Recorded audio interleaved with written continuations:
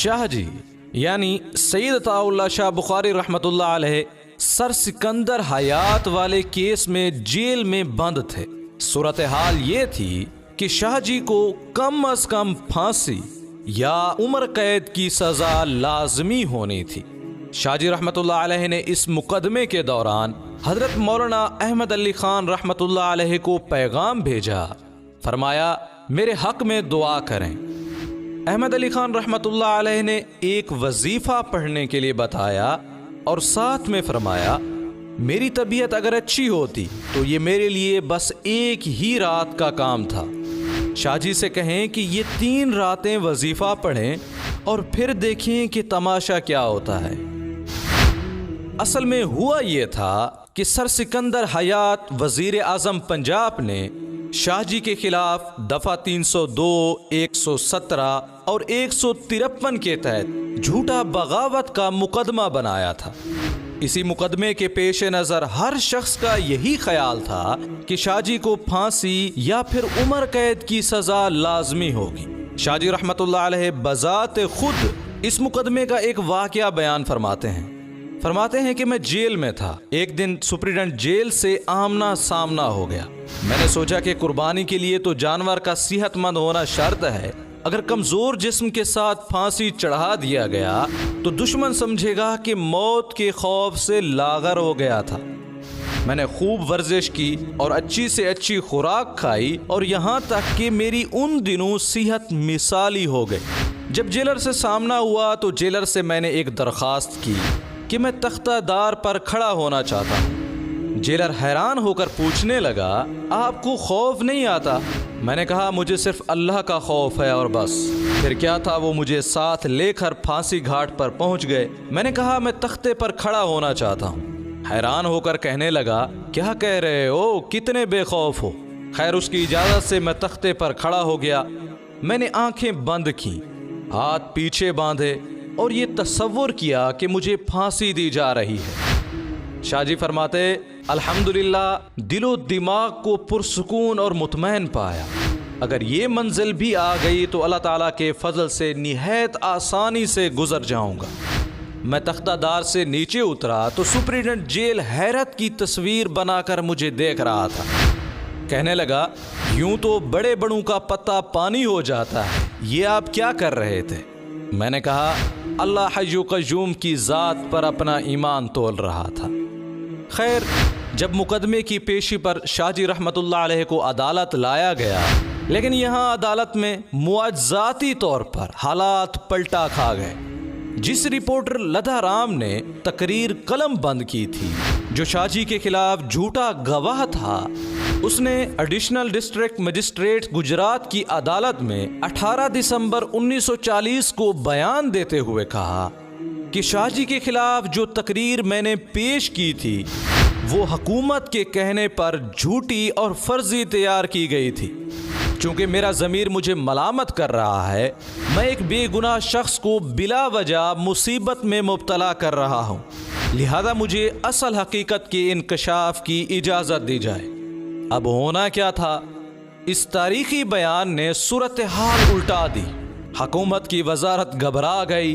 Advocate general ने 13 फरवरी 1940 high court में दरख्वास्त की, चूंकि इस मुकदमे के गवाह लधा राम ने सूबे के वजीर आजम सर सिकंदर हयात खान को इस मुकदमे में मुलव्वस करने की कोशिश की है, जिससे मुकदमे की नौयत बदल गई है।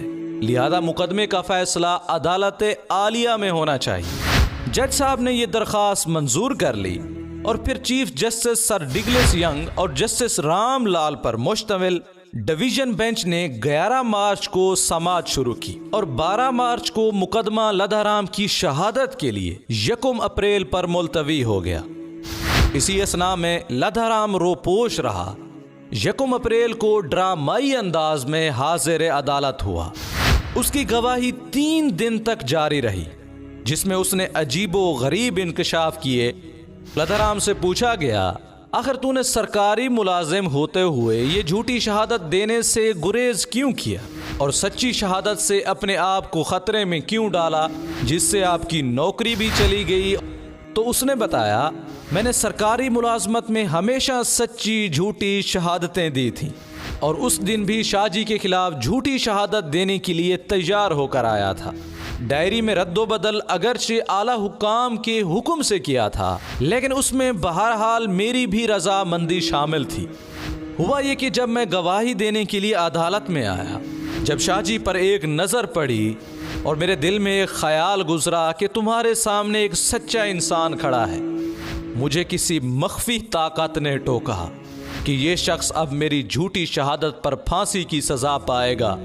میرا دل لرز گیا، میں نے دل ہی دل میں توبہ کی اور عہد کر لیا کہ دنیا کی ہر مصیبت برداشت کر لوں گا لیکن اس عظیم انسان کے خلاف جھوٹی شہادت دینے کا گناہ نہیں کماؤں گا۔ تب میں نے شاہ جی کے وکیل کو علیحدگی میں سارا ماجرا بیان کے ساتھ اپنا ارادہ بھی بتایا۔ عدالت عالیہ نے شاہ جی پر مقدمات جو لگے تھے اسے جھوٹا قرار پایا۔ لدھا رام نے ہائی کورٹ میں شہادت دی، اس کی ملازمت گئی، 3 سال کی سخت سزا ہوئی کیونکہ اس نے پہلے جھوٹی گواہی دی تھی۔ اور پھر فیصلہ یہ ہوا کہ شاہ جی کو 9 ماہ کی قید ہوئی اور لدھا رام کو 3 سال کی قید ہوئی، لیکن شاہ جی کی معجزانہ رہائی کا باعث بن گیا۔ تو اکثر تقریروں میں فرمایا کرتے تھے، ایک طرف میں بے نوا تھا، میرے غریب ساتھی جیلوں میں مقید تھے، میری اولاد کم سن اور والد ضعیف العمر تھا، دوسری طرف فرنگی، خزانے اس کے، پولیس اس کی، عدالتیں اس کی، جیل خانے اس کے، سب اختیار و اقتدار اسی کا۔ حضرت یوسف علیہ السلام کی جیل کے واقعات سناتے، زلیخا کی الزام تراشیوں کا تذکرہ کرتے اور آخر میں فرماتے، اے اللہ اس نعمت کے شکرانے میں تیری خدمت میں کیا پیش کروں، کیونکہ جو نعمت سوچتا ہوں وہ سب تیرے خزانے میں موجود ہے۔ اور پھر جھولی پھیلاتے ہوئے فرمایا، میرے پاس ایک ایسی چیز ہے جو تیرے پاس نہیں ہے، وہی تیرے شکر نعمت کے لیے پیش کرتا ہوں۔ اے میرے رب، وہ میرے گناہ ہیں، میرے پاس ان کے سوا کچھ نہیں۔ پھر یہ بیان کچھ اس عجز و انکسار اور رقت انگیز منظر میں پیش کیا کہ لوگوں کی چیخیں نکل گئیں۔ ملک کی آزادی کے بعد ان کی پوری توجہ مسئلہ تحفظ ختم نبوت کی طرف ہو گئی۔ وہ اس مسئلے کو توحید، رسالت، قیامت اور تمام عقائد و عبادات اسلام کی اصل قرار دیتے تھے۔ ان کا استدلال یہ تھا کہ ان تمام مسائل کی تعریف اور تعین نبوت کرتی ہے۔ اگر نبوت بدل سکتی ہے تو یہ سب کچھ بدل سکتا ہے، یہاں تک کہ حلال و حرام بھی بدل سکتا ہے۔